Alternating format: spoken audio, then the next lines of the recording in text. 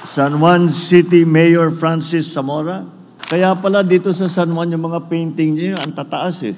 Doon sa Ilocos hanggang dito lang yung mga painting namin eh. Dahil ikaw yung mayor, ang tataas ng mga painting para makita mo. Ngayon po ay ang Linggo ng Kasuotang Pilipino. Karoon po tayo ng isang mahalagang selebrasyon kanina kung saan ang ating minamahal na First Lady Luisa Araneta Marcos mismo ang ating panauhing pandangal. Noong isang araw po, tayo ay dinalaw muli ng ating mahal na Pangulong Ferdinand R. Marcos Jr. sa okasyon po ng Gawad Agraryo. San Juan City Mayor Francis Zamora. Kaya pala dito sa San Juan yung mga painting niya, ang tataas eh. Doon sa Ilocos hanggang dito lang yung mga painting namin eh. Dahil ikaw yung mayor, ang tataas ng mga painting para makita mo.